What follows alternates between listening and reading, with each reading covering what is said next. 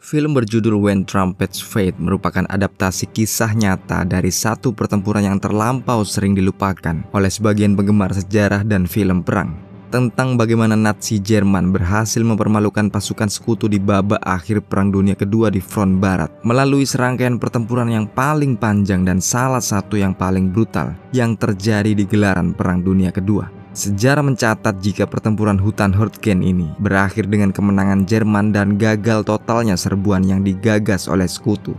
Pasukan Amerika sendiri dibuat menderita dengan tewasnya lebih dari 55.000 tentaranya yang kala itu dipimpin oleh Jenderal Omar Bradley, berhadapan dengan salah satu Feldmarschall terbaik Jerman saat itu, yakni Walter Model. Dan dalam film ini, kita mengikuti seorang serdadu yang terpaksa terus merasakan kekalahan demi kekalahan di hutan Hurtgen. Bagaimana peletonnya ditumpas habis oleh Jerman dan bagaimana ia akhirnya menjalankan misi bunuh diri untuk menghancurkan barisan tank Jerman. Kita simak bersama, Bor.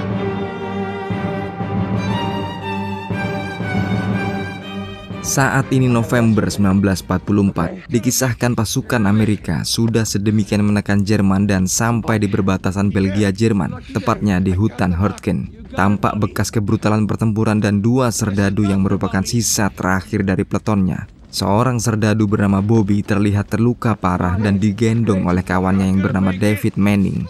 Sampai di satu titik, keduanya berhenti dan beristirahat. Namun Bobby yang sudah tak bisa menahan sakitnya memohon agar David tak meninggalkannya di hutan sendirian. Bobby, stop it, Bobby! Bobby, why? No! All right, relax. Welcome back, motherfucker. It hurts. David, don't leave me here like this. Dan Stop it.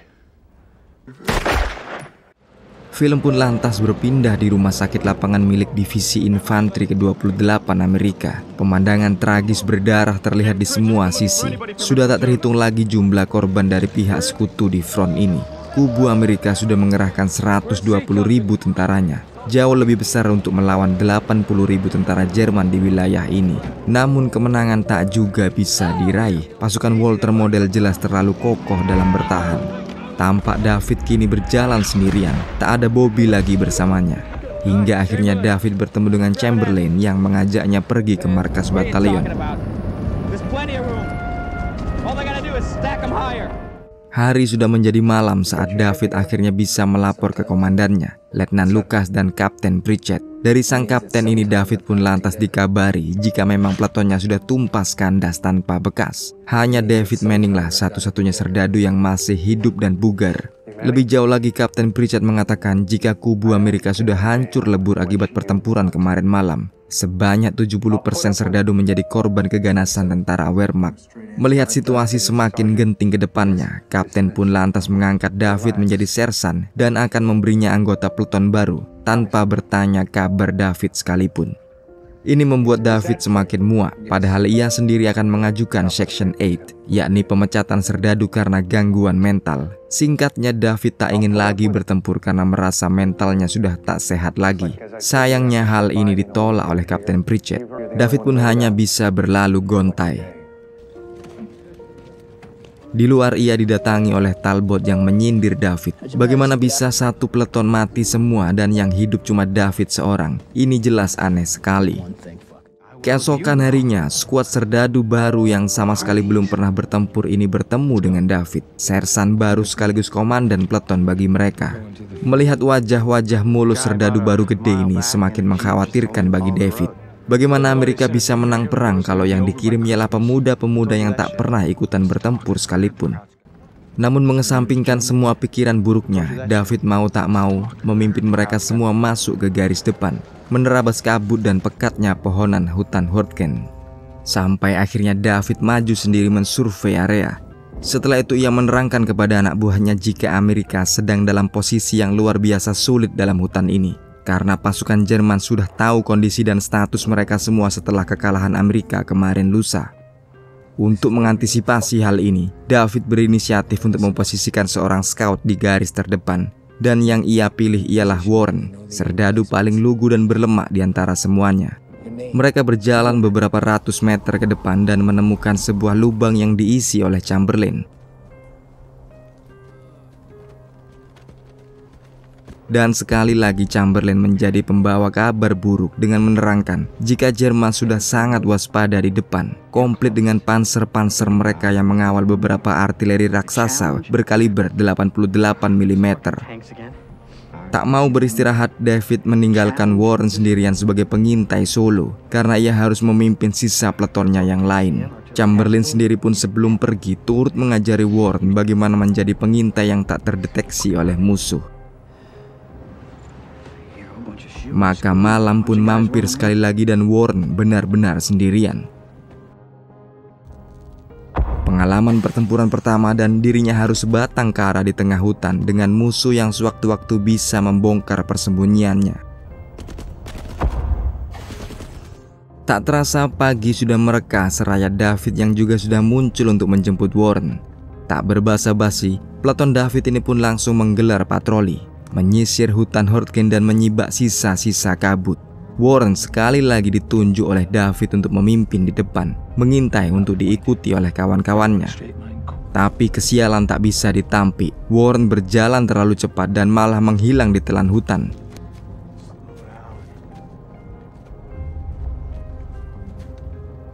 Namun barulah beberapa saat kemudian Warren tersadar jika di belakangnya tak ada kawan-kawannya.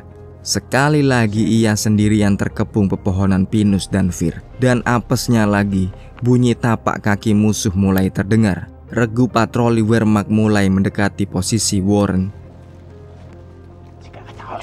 Tapi Warren punya solusi sendiri. Ia berbaring dan memejamkan matanya, seperti beruang yang berhibernasi, berharap skuad musuh tak bisa melihatnya. Minggatnya Warren ini menjadi perhatian khusus oleh para skuad. David menyesalkan bagaimana Warren bisa sebodoh ini. Ia tak mungkin mengirim serdadu untuk menyusul Warren di depan karena terlalu beresiko. Hingga mereka pun sepakat untuk menunggu Warren sampai malam.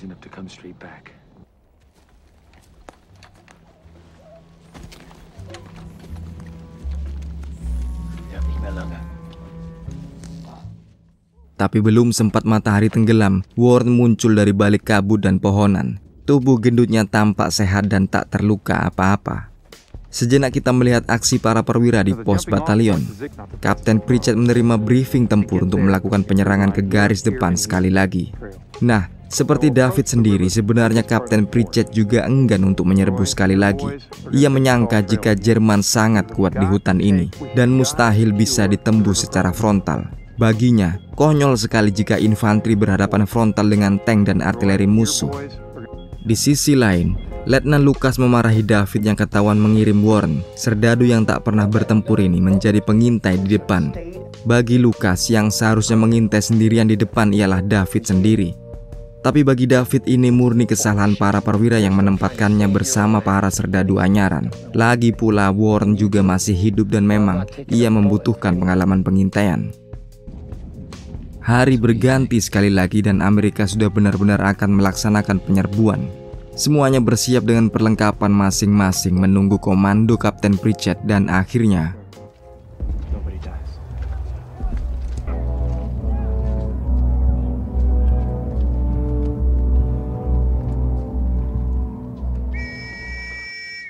para serdadu pun mulai memasuki lebatnya hutan, menguatkan dan memberanikan diri untuk sekali lagi beradu nasib dengan musuh, tanpa mengetahui jika Jerman sudah tahu betul posisi mereka.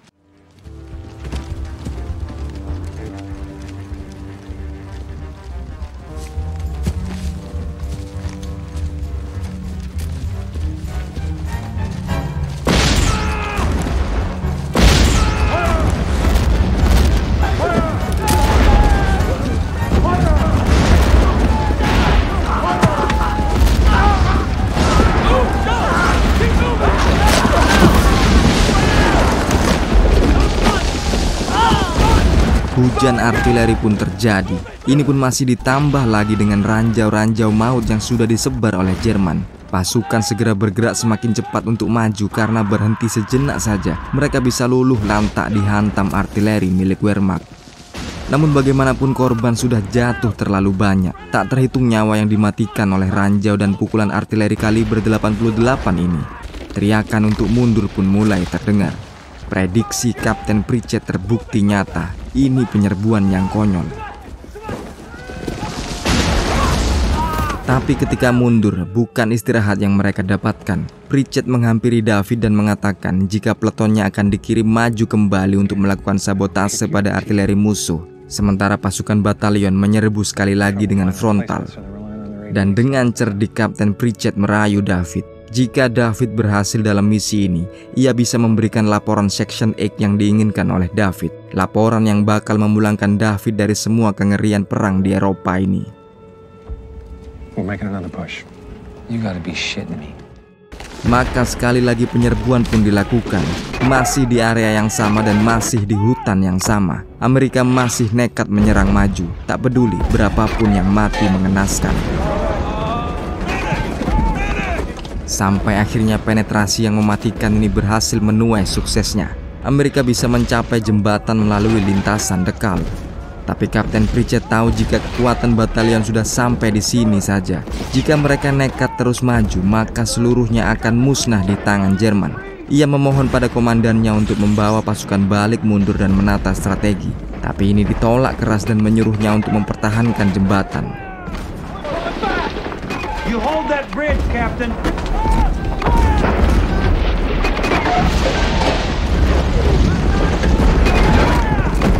Di sisi yang tak diketahui oleh orang lain, peleton David bergerak secara siluman. Mereka membawa 2 buah flamethrower. Targetnya hanya satu, menghancurkan artileri musuh. Balik ke area jembatan, kini giliran Lucas yang terkena Section 8, alias terkena pukulan mental akibat kengerian pertempuran. Melihat ini, Kapten Pritchett memerintahkan pasukan Lucas untuk segera bergerak berpencar. Tapi sayangnya Kapten Pritchett sendiri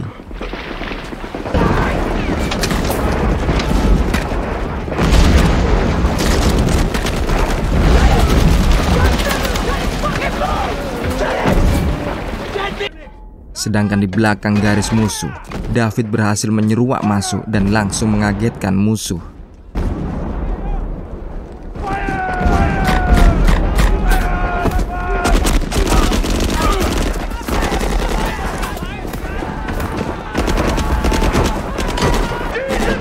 Skuad David sudah di atas angin dan hampir membakar artileri. Tapi Baxter sebagai penyerang utama malah ketakutan dan berusaha kabur, hingga David memilih untuk mengeksekusinya.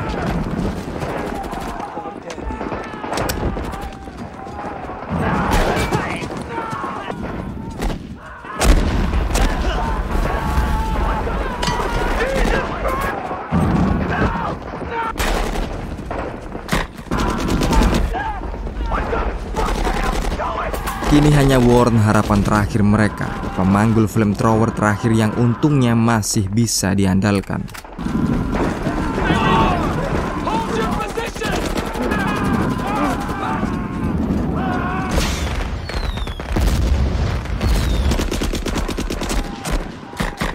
Maka hangus sudah rangkaian pos artileri terbaik milik Jerman yang diposisikan di hutan Hurtgen ini.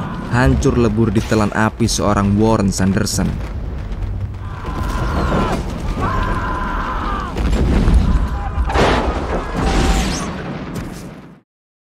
Beberapa jam kemudian pasca pertempuran yang terlihat hanya puing kehancuran dan gelimpangan tubuh tak bernyawa berseragam Amerika. Kemenangan sesaat ini jelas dibayar sangat mahal oleh infanteri Amerika. Tapi rupanya ketenangan belum sempurna karena Jerman masih punya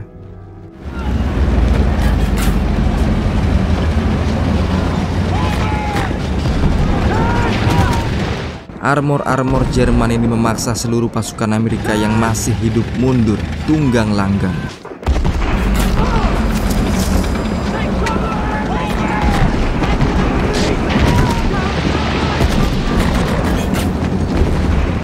Skuad David sendiri pun juga ikut melarikan diri di dalam hutan. Mereka dikuntit terus oleh pasukan tambahan musuh yang baru datang. David mati-matian menjaga skuad juniornya ini. Namun satu orang tertangkap oleh Wehrmacht.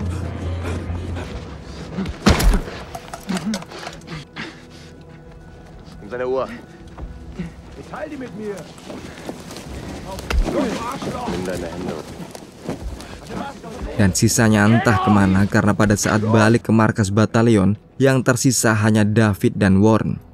Sersan Talbot menyindirnya sekali lagi jika sebagai komandan peleton, David tak peduli pada anak buahnya. Di sisi lainnya, Kapten Pritchett malah diberhentikan sepihak dan digantikan oleh Kapten Zanuck. Ini sekaligus membatalkan perjanjian rahasianya dengan David.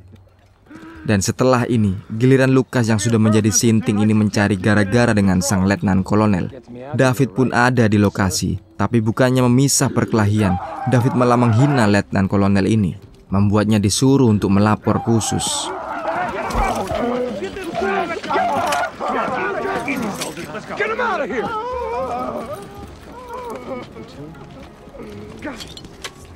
Tapi bukannya David dimarahi karena makiannya kepada letkol ini, malah David dinaikkan pangkatnya sekali lagi menjadi letnan.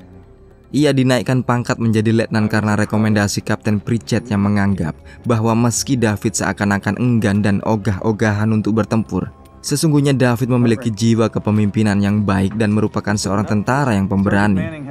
Dan tugas pertama untuk Letnan David ini ialah sekali lagi memimpin peletonnya dalam penyerangan berikutnya. Tapi pada malam harinya, ia pun berdiskusi dengan Warren. Di sini David berniat melanggar perintah Kapten Zanuck. Ia berinisiatif untuk melakukan sabotase malam ini juga.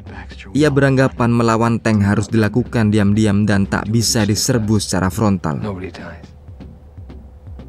Maka berangkatlah David ditemani oleh Warren, Chamberlain, dan Sersan Talbot. Pertama ialah dengan menyeberangi medan ranjau ini. Dalam kebekuan malam dan hampir tanpa penerangan, keempatnya menyapu ranjau dan bergerak maju perlahan. Hingga saat matahari sudah tinggi, David dan kawan-kawan mulai menuju ke posisi di mana tank-tank musuh diparkir untuk berlatih menembak.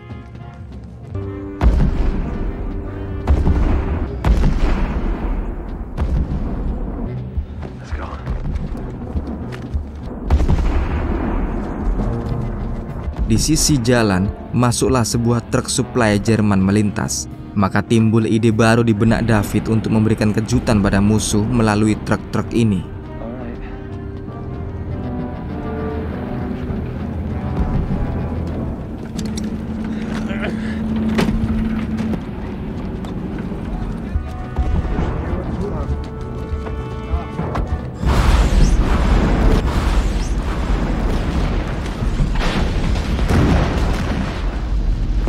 Ledakan yang mengagetkan sekaligus menghancurkan tank musuh ini langsung dimanfaatkan oleh David untuk bergerak menyerbu. Sejenak menengok markas batalion, kapten baru pengganti Kapten Pritchett ini kini memimpin penyerbuan. Peluit panjang dibunyikan seiring para serdadu beredar menyerang. Sementara di situasi David sendiri, satu persatu mulai tewas, Talbot dan berikutnya Chamberlain.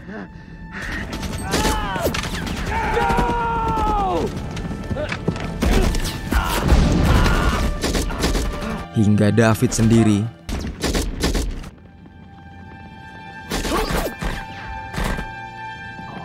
Warren pun akhirnya terpaksa kabur. Misi sudah komplit, tank musuh sudah dihancurkan. Kini ia menggendong David seperti David yang menggendong Bobby di awal film. Meski sayang, David menghembuskan nafas terakhirnya di pundak Warren. Nah, demikianlah konten kali ini dari Jauh Dekat Film. Semoga masih bisa bertemu lagi di edisi berikutnya. Pantengin terus. Wassalamualaikum. Yuk, bye.